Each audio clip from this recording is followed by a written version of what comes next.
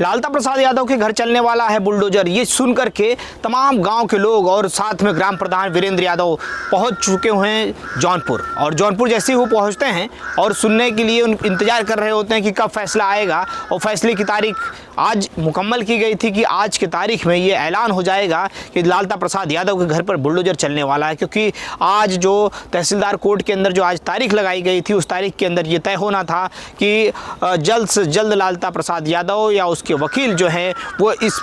जो मकान जिस पे उसने कब्जा कर रखा है, जिस पे 2 मंजिला मकान बना रखा है, जिस आलीशान मकान के लिए उसने निर्मम तरीके से एक नाबालिग की हत्या कर दी, ऐसे जो अपराधी के ऊपर नियंत्रण कसने के लिए सरकार ने तमाम कोशिशें करना शुरू कर दिया है। लेकिन उसके मकान के ऊपर बुलडोजर किस प्रकार से चलाया जाए, इसकी जिद्दोजहद बहुत तेज़ी से चल रही है। और इसी में आज की जो तारीख थी, तहसीलदार कोर्ट के अंदर ये तारीख आज ऐलान कर देती कि आज बुलडोजर चलेगा या नहीं चलेगा। इस पर आज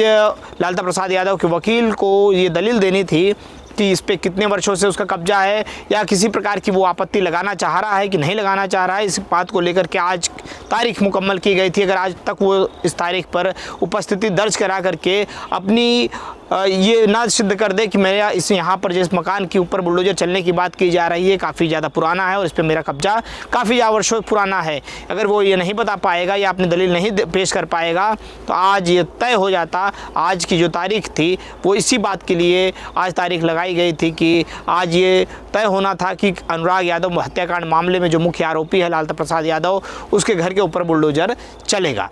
इस बात को लेकर के तमाम जो लोग थे, आसपास के लोग थे, तमाम मीडिया बंधु, तमाम लोग तहसीलदार कोर्ट के सामने आज उपस्थित होते हैं। कोर्ट की कार्रवाई शुरू होती है, तभी पता चलता है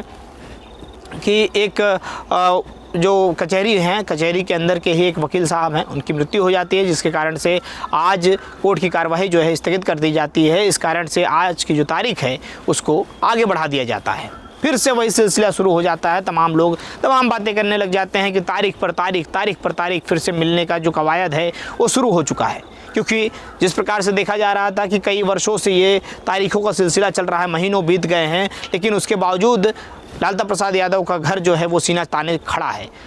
अनुराग यादव की मां कहती हैं कि जब इस घर को मैं देखती हूं, जब मैं सुबह बाहर, मेरी नींद से आंखें जब खुलती है, जब मैं बाहर निकलती हूं और जब इस मकान को देखती हूं तो मेरे बेटे की याद आ जाती है। मेरा खाने पीने का मन नहीं करता है। सुबह से ही शाम तक इस मकान को मेरे घर के पास में जब मैं देखती हूँ, जो कि उसकी निजी ज़मीन भी नहीं है, उसके बावजूद इस ज़मीन के ऊपर अवैध तरीके से बनाया गया मकान, उसके ऊपर बुलडोजर नहीं चल पा रहा है। सरकार जो कि दावे करती है कि अपराधियों के ऊपर नियंत्रण कस दिया जाएगा, अपराधी जो हैं वो या तो प्रदेश छोड़ देंगे या तो जिला छोड़ देंगे, इस प्रकार की बातें जब की जाती है, लेकिन उसमें लालता प्रसाद यादव का ये जो मकान है आज परिवार की आंखों में आंसू ला दे रहा है। क्योंकि जिस प्रकार से परिवार की आस थी कि जल्द से जल्द इस मकान के ऊपर बुलडोजर चल जाएगा। आप पीछे बैकग्राउंड में देख रहे होंगे, ये वही मकान है, ये लालता प्रसाद का, जिसको लेकर के जिसकी चाह में उसने एक मासूम ताइक्वांडो खिलाड़ी की निर्मम तरीके से हत्या कर दी। और हत्या इस प्रकार की कि जो कि जघन्य अपराध, जो कि पूरे भारत के अंदर, पूरे विश्व के अंदर चर्चा का केंद्र बन गया कि किस प्रकार से एक मासूम बच्चे को पकड़ करके उसका धड़ से सर अलग कर देना, यह बहुत ज़्यादा निंदनीय था। नृशंस इस अपराध के लिए क्षमा योग्य ये बिल्कुल अपराध नहीं है। लेकिन अब कोर्ट कानून के बीच में जब ये मामला फंस चुका है, तो ऐसे में अब जब कोर्ट अपने हिसाब से इस मामले को देख रही है और हम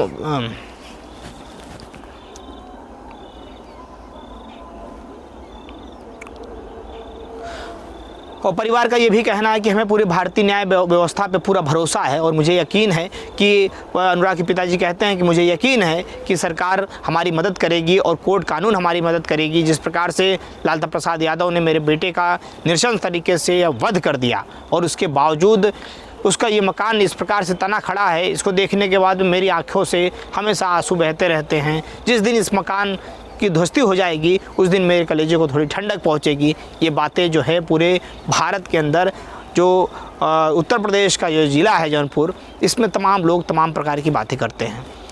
ये पूरा मामला जो है बड़ी तेज़ी से वायरल हो रहा है, तमाम लोग इसको देखना चाहते हैं, तमाम लोगों की जिज्ञासा बनी हुई है कि इस मामले में क्या निष्कर्ष निकल के आ रहा है, क्या कोर्ट इसमें क्या आगे की कार्रवाई करना चाह रहा है, या इसमें आने वाले समय में भविष्य में जिस प्रकार से बात की जा रही है कि अनुराग यादव को न्याय दिलाने के लिए यहाँ पर तमाम लोगों की जो पैनल है, जो तमाम लोग जो दूर दूर से सपोर्ट कर रहे थे, साथ में जिस प्रकार से हमारे ज़िले के पूर्व सांसद धनंजय सिंह द्वारा 1 लाख की जो मदद की गई, साथ में अखिलेश यादव द्वारा 1 लाख की मदद जो पहुंचाई गई परिवार को, और परिवार जाकर अखिलेश यादव से मिलता भी है। उसके बाद में जो गिरीश चंद्र यादव जो कि खेल मंत्री हैं, उनके द्वारा यहाँ पर 5 लाख की धनराशि जो कि मुख्यमंत्री सहायता योजना के तहत पहुंचाया गया। तो तमाम प्रकार से जो मदद की जो बातें की जा रही थी वो भी हो रही थी, और साथ में क्राउड फंडिंग के आधार पर भी देखा गया कि तमाम जो पत्रकार वहां पर जो यूट्यूब पर जा रहे थे उनके द्वारा भी क्राउड फंडिंग की गई थी और परिवार को मदद पहुंचाने का प्रयास किया गया था। लेकिन उसके बावजूद आर्थिक मदद के साथ साथ में जिस प्रकार से जो परिवार का कहना है कि हमको किसी भी प्रकार की अब पैसे का प्रलोभन नहीं है, क्योंकि हमारे बच्चे की जान चली गई है, लेकिन जिस प्रकार से लालता का ये जो घर है ये हमको डराता है। ये घर जब हम देखते हैं तो हमारी आंखों से आंसू निकलने लग जाता है, हमारे बच्चे की याद जो है हमको सताने लग जाती है, और इस घर को देखने के बाद में हमारी रूह जो है वो कांप उठती है, क्योंकि जिस प्रकार से इसी घर के लालच में, इसी ज़मीन के लालच में, ज़मीन के चंद टुकड़ों के लालच में लालता प्रसाद यादव ने मेरे बेटे का नृशंस तरीके से वध कर दिया, हत्या कर दी, और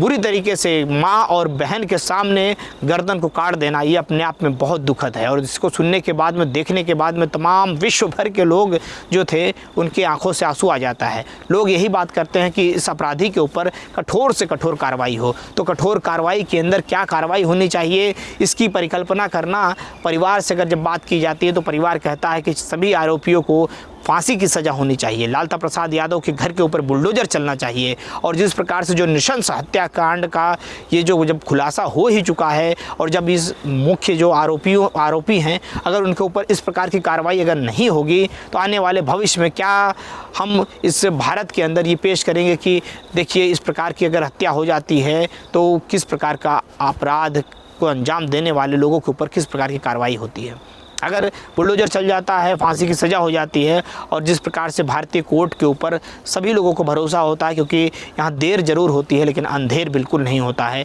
और भारतीय सरकार जो कि जिस प्रकार से योगी आदित्यनाथ जी की जो सरकार चल रही है, इसके अंदर जीरो टॉलरेंस की बात की जाती है, और इसमें कहीं ना कहीं मुख्यमंत्री योगी आदित्यनाथ खरा भी उतरते हैं, और देखा जाता है कि तमाम अपराधियों के घर के ऊपर बुलडोजर चला जाता है। तो ऐसे में जल्द से जल्द जो कवायद है वो बहुत तेज़ी से चल रही है। आज जो तारीख की सुनवाई थी कोर्ट के अंदर, जो इस मामले की सुनवाई थी, तारीख जो है अब वो 14 फरवरी को लगा दी गई है, और अब 14 फरवरी को ये तय हो जाएगा कि घर के ऊपर बुलडोजर कब चलेगा। आगे की जानकारी हम आपको देते रहेंगे, बने रहिए हमारे साथ। मिलते हैं फिर किसी नेक्स्ट वीडियो में। जय हिंद, जय भारत।